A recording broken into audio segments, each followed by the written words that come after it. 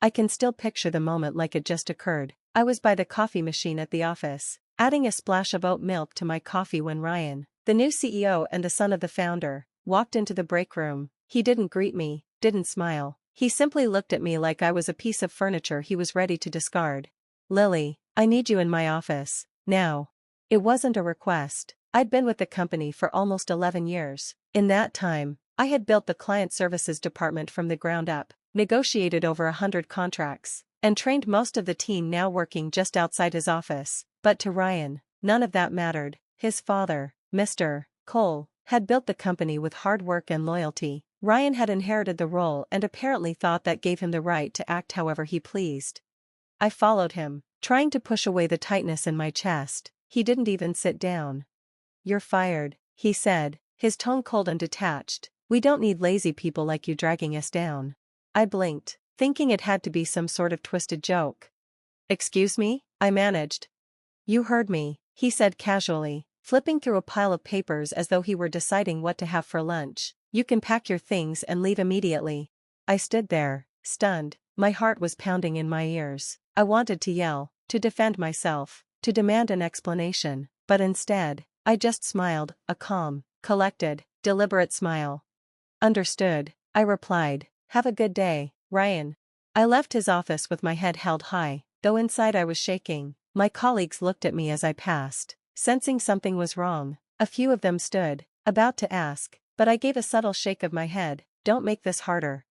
I packed my desk quietly. On the drive home, memories flooded my mind. 11 years. 11. I had given more time to this company than to my own family. Late nights, working through holidays, taking calls while choking back tears after my divorce. I had given everything, and now I was dismissed like I was nothing. But I wasn't angry, not yet. I was puzzled. Why? That question haunted me all night. I barely slept. The way Ryan had said it, so confident, so careless, didn't sit right with me. The timing was off too. We were about to close one of the biggest deals in the company's history, a deal I had spent 6 months preparing for. I knew the client inside and out. I had even set up the final review for that Friday, and now I was out. Had he even looked at the contract details?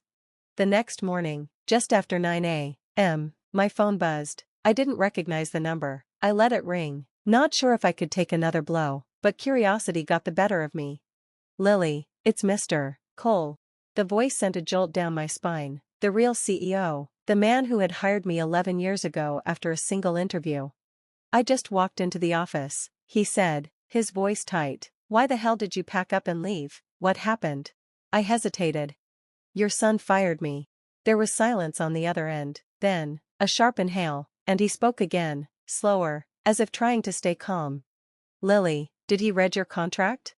I furrowed my brow. "What do you mean?" "He's supposed to finalize the Kingswell deal today, right?" "Yes, we're scheduled to meet them at 11. Jesus Christ. I could hear papers rustling in the background, followed by a loud thud as if he'd slammed something onto his desk. "Lily, your contract has a clause," he said, one I insisted on after the last acquisition disaster. "You're not just the account manager, you're the only authorized negotiator for the Kingswell deal." I froze. "He can't close the deal without you," Mr. Cole continued. "Not legally, ethically, or even practically. That contract will fall apart without you there."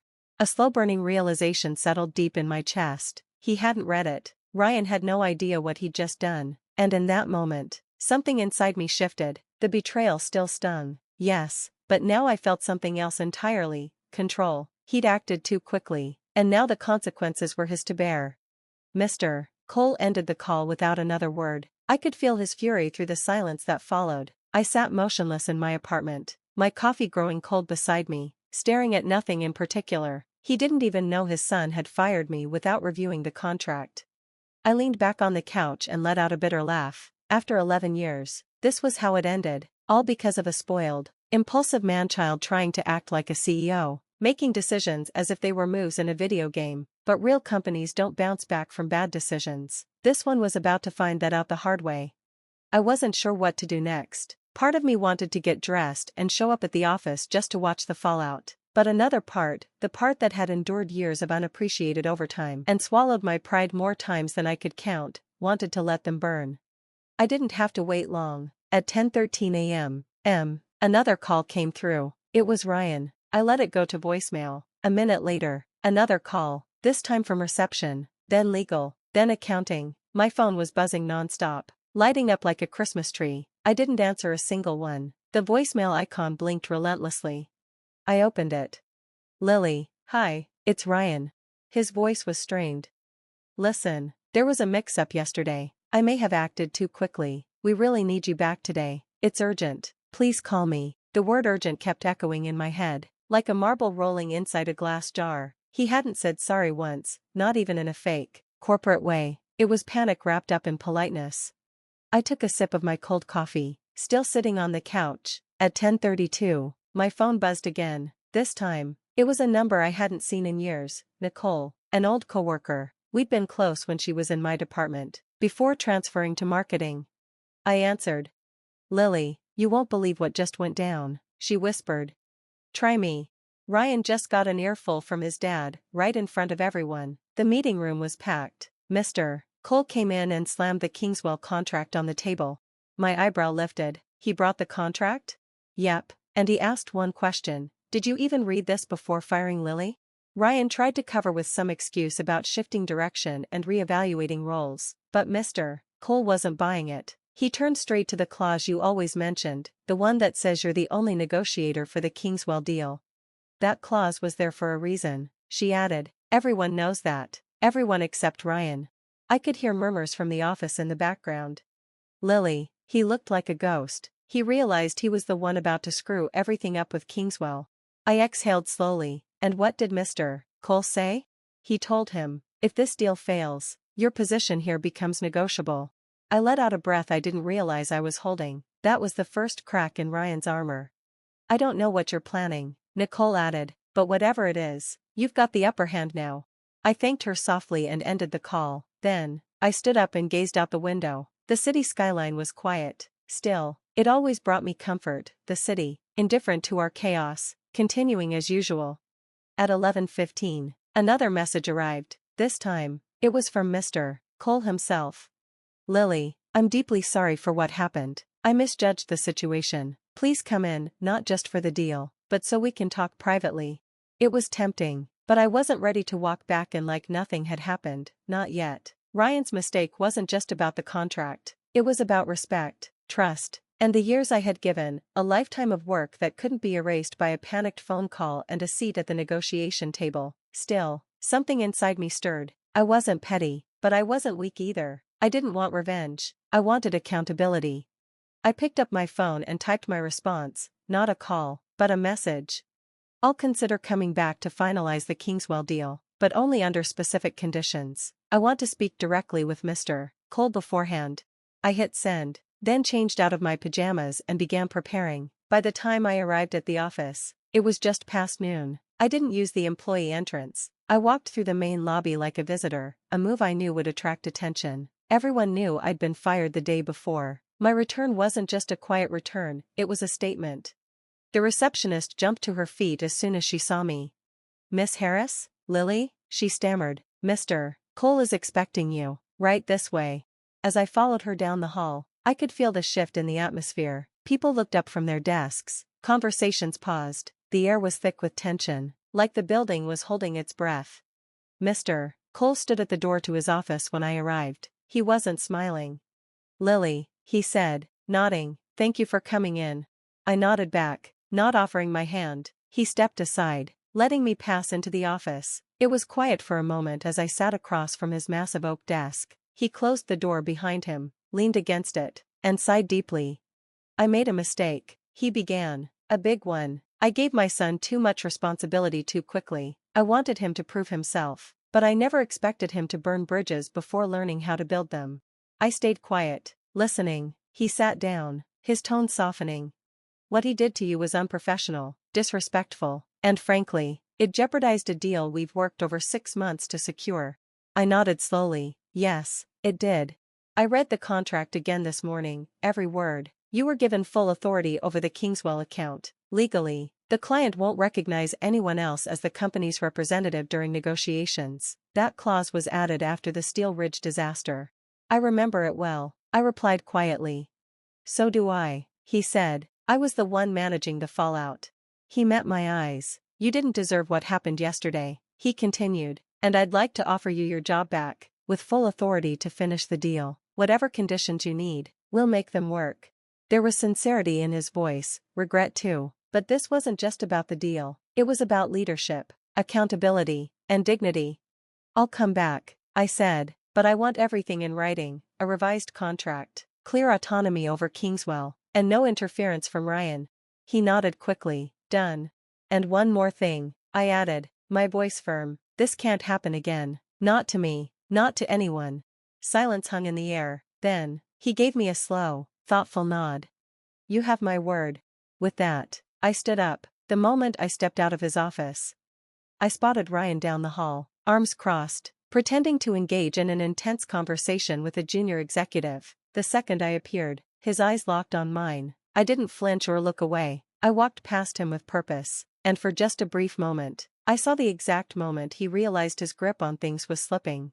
By 1 p.m., the boardroom was prepped and ready. The Kingswell team had arrived, and we had about 30 minutes before the official meeting began. I quickly went over the documents once more, double-checking everything we had already negotiated. Mr. S., the CEO of Kingswell, was a man of few words but sharp instincts. He valued trust above all else, and any sign of internal disarray would send him straight for the door. As I set down the printed Arabic translation of the final terms on the table, I caught a glimpse of Ryan pacing outside the glass walls of the meeting room like a trapped animal. Mr. Cole stepped out to intercept him, and their voices, muffled at first, soon escalated. Mr. Cole raised his hand sharply, silencing Ryan. His face flushed bright red as he shot a look at me, a mix of anger and embarrassment flashing in his eyes before he turned and walked away. That was the last time I saw him that day. At 1:30 on the dot, Mr. S. and his team entered the room. I greeted him in Arabic, and his eyes lit up. A rare smile crossed his face. "You remembered," he said, a warmth in his voice. "Respect goes a long way." The meeting proceeded smoothly. 2 hours later, we shook hands and signed the deal. After they left, Mr. Cole approached me, his face now showing genuine relief. "You saved us," he said, "and I owe you more than just an apology. You owe your company a leader." I responded, "Someone who understands the difference between power and responsibility." He didn't argue. Later that evening, as I made my way to my car, the weight I'd carried for the last 48 hours began to lift. I had returned, not as an employee, but as someone who knew her worth and demanded it be recognized. But deep down, I knew this wasn't over. Ryan might have kept quiet today, but men like him didn't just disappear, they retreated, and then they retaliated. By the following week, the Kingswell deal was the talk of the industry, featured in the newsletter, a breakthrough in cross-border negotiations. It read, "Company secures historic partnership with Middle Eastern distributor through tailored strategy and multilingual leadership." They didn't mention my name, but everyone at the company knew who had closed that deal. My inbox filled up with quiet congratulations, internal messages from staff who had kept silent during the storm. Some came from juniors I'd mentored years ago, others from managers who had once ignored me in meetings but now praised my leadership under pressure. I appreciated the words, but I wasn't naive. I knew how quickly people could shift when the winds changed direction. The office mood lightened, smiles returned, laughter echoed in the break room. Mr. Cole had made it clear that Ryan was no longer involved in high-level decision-making, but I couldn't shake the feeling that something wasn't quite right. Small things began to happen. First, it was the expense reports. My reimbursement for the Kingswell meeting was delayed. Then, documents I had submitted for approval were returned to me and signed, with no explanation. Next, an email that I never sent, one that had been flagged by IT, was found in my sent folder. It contained incorrect client information and had been forwarded to one of our overseas partners. Fortunately, the partner and I had a strong relationship, and he contacted me directly to clarify, but the damage had already been done. I reported it to the internal systems team. They assured me there was no evidence of hacking from outside the company, but the message had originated from within the office. That's when I knew it was Ryan. He wasn't trying to fire me anymore. That plan had failed. Now, he wanted to sabotage me, slowly tarnish my reputation until I either quit in frustration or someone else decided I was a liability. It was classic corporate sabotage, and I'd seen it before. In my first job, fresh out of university, I'd worked under a director who played the same game. He wouldn't confront you directly, but he'd cut off your resources, isolate you from key projects, and poison your name until your only option was to leave. But I wasn't 22 anymore. I wasn't going anywhere. I documented everything, every missed email, every error I hadn't made, every delay. I knew firsthand how important paper trails were in environments like this. I even started keeping a private notebook, logging times, dates, and conversations, just in case. Then, one afternoon, I overheard a conversation that confirmed my suspicions. I was walking past the conference room when I heard Ryan's voice, too loud for a private discussion. "She's unstable," he was saying. "Since she came back, she's been erratic, aggressive. I don't think she's fit to manage high-pressure clients." I froze in my tracks. "I'm just saying," he continued, "maybe we should start thinking about succession planning for client services. She's clearly overextended." Another voice, one I didn't recognize, responded, someone newer to the team. "Maybe, but the Kingswell deal? She pulled that off under serious pressure." Ryan scoffed. "She got lucky. We can't run a company on luck." I stood still for a moment, then quietly walked away. The chill that ran through me wasn't out of fear, but from the cold calculation in his tactics. He was already planting the seeds of doubt, poisoning the well. Later that evening, I stayed behind. The office was eerily quiet, and the dim light in the hallways made everything feel distant. I sat alone in the glass meeting room, gazing out at the city lights, wondering how many more battles I'd have to fight just to do my job. Then, a voice broke the silence. "Still here?" I glanced up to see Mr. Cole standing in the doorway. "I could ask you the same," I replied. He stepped inside and placed a folder on the table. "Your revised contract, with everything we agreed on." I opened it and skimmed the contents. It was solid. I gave a nod of approval. "I've also initiated an internal audit," he added. "There have been too many misfiled documents lately." My attention snapped back to him. "You're not blind, Lily. I know Ryan hasn't stopped." "Why haven't you stopped him?" I asked. There was a long pause before he answered, his voice heavy. "Because I needed to see just how far he would go." In that moment, he didn't sound like a CEO, he sounded more like a father, exhausted by the situation. "You're protecting the company," I said. He shook his head slowly. "I'm trying to protect both of you, but maybe it's already too late for one of you." I closed the folder and looked him in the eye. "I don't need protection. What I need is for you to decide what kind of legacy you want to leave." His gaze lingered on mine for a moment before he turned and left. I could feel something bigger was coming. The office felt colder that week, not from the weather, but from the shifting atmosphere between people. Conversations dropped to whispers when I walked by. Some employees offered smiles, while others avoided eye contact altogether. The internal audit was underway, and everyone knew it. People were nervous, and I shared their anxiety. I hadn't asked Mr. Cole to launch an audit, but part of me was relieved that he had. The truth needed to come to light, not just for me, but for everyone who had been walking on eggshells since Ryan had taken charge. Still, I understood how this game worked. In corporate environments, truth doesn't always lead to justice. Sometimes, it leads to quiet exits and golden handshakes. Sometimes, it's buried so deep in red tape that the damage is irreversible. That Thursday, I was called into the audit committee's makeshift office, a storage room transformed into a war room. Files were stacked everywhere, monitors flickered with data, and a whiteboard was filled with timelines and scattered pieces of information. David, the lead internal auditor, greeted me. "Lily, thanks for coming. We'd like to ask you about some recent irregularities." I nodded and took a seat as he pulled up a file on the screen. "First, this email that appeared to come from your account. We've confirmed it was sent from a shared workstation near the break room. The credentials were manually entered, so someone had your login," he explained, shaking his head. "No, someone had copied your credentials. This wasn't a phishing attack. It came from within." I reported that incident the day it happened, I said, folding my arms. He gave a tight smile. "Yes, and we appreciate that. We found similar cases, emails rewritten, spreadsheets altered, sign-offs removed, all traced back to shared machines, always under your name." The weight in my chest grew heavier. "This was coordinated," I said. David hesitated. "Yes, and we've narrowed down the list of people with access. We've also noticed suspicious patterns linked to Ryan's executive assistant's login." I stayed quiet, and David continued, choosing his words carefully. "We're not accusing anyone yet, but there's a clear pattern, sabotage designed to discredit you, and possibly others." I clenched my jaw. "So, what happens now?" "That's where it gets tricky," he replied. "Mr. Cole has asked us to present everything directly to him. He wants the truth, no filters. I nodded slowly. Then I'll be there. David raised his eyebrows. You're not required to be. I'll be there, I repeated, my voice firm. If this is going to come out, I want to look everyone in the eye. He didn't argue.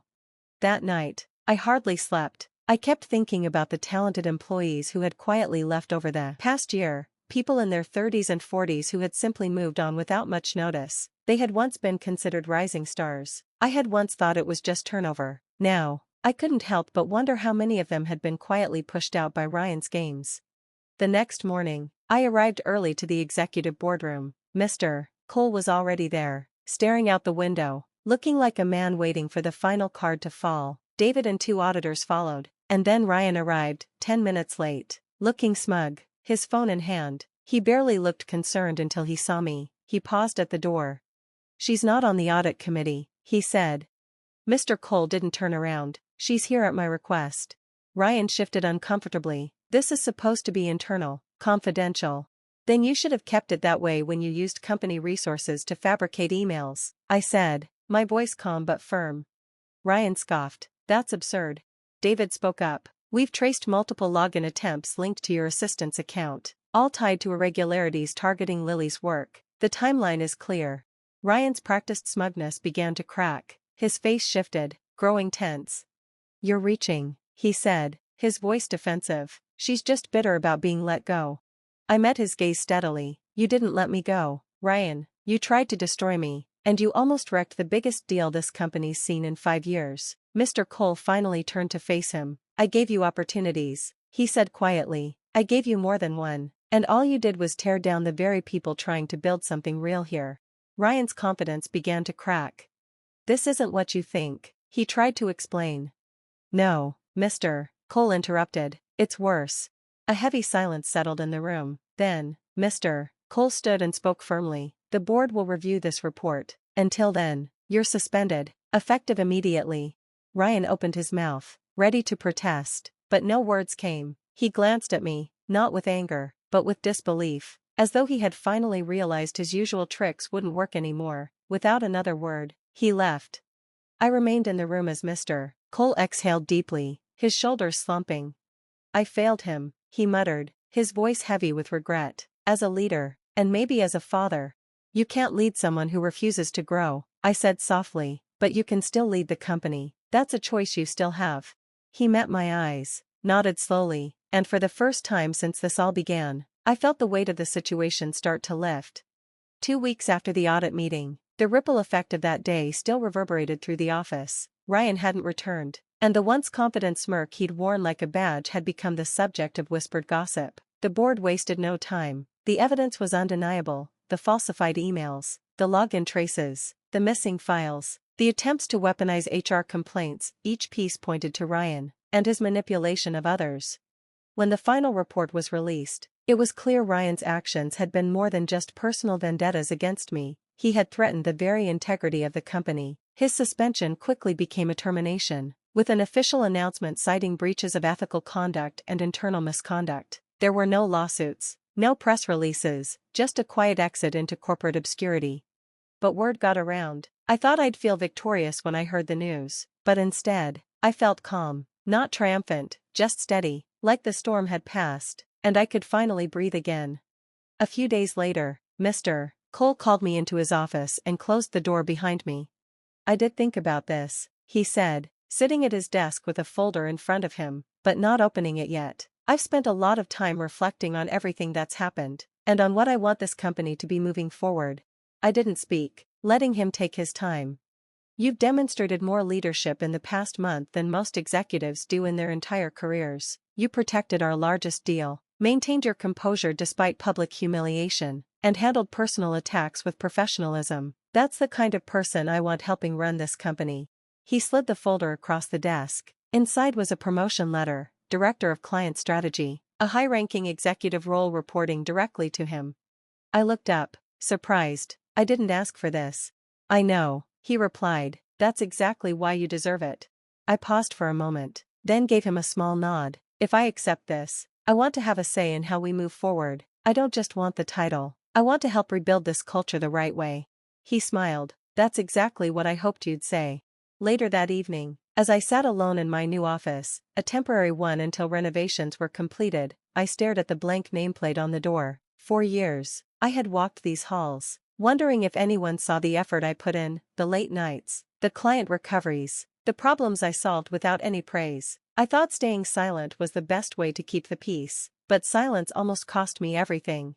It wasn't just about a title or a contract. It was about remembering that competence doesn't equate to arrogance, and professionalism doesn't mean weakness. I had been dismissed, underestimated, and sabotaged, but I had never been defeated, and I hadn't let bitterness take over. That, I realized, was the real victory. In the weeks that followed, I began to reshape the department. I reopened lines of communication, brought back people who had been unfairly pushed out, and created an anonymous reporting system so no one else would have to fear retaliation for speaking up. I also made time for the younger employees who had witnessed what I went through and quietly asked how I stayed strong. I told them the truth. You don't always get to choose the battles, I said, but you do get to decide who you become in the middle of them. As for Ryan, the last I heard, he was interviewing at smaller firms out of state, but his reputation had caught up with him. Some said Mr. Cole had used his connections to make sure Ryan's name didn't get dragged through the press. Maybe that was a father's final act of compassion. I didn't ask. I didn't need to.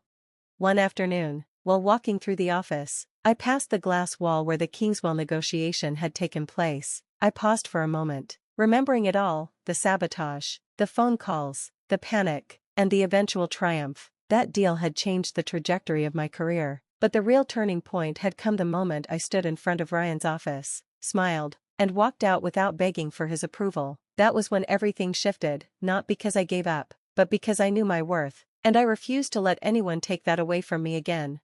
Thanks for watching. See you next time. Stay stunned.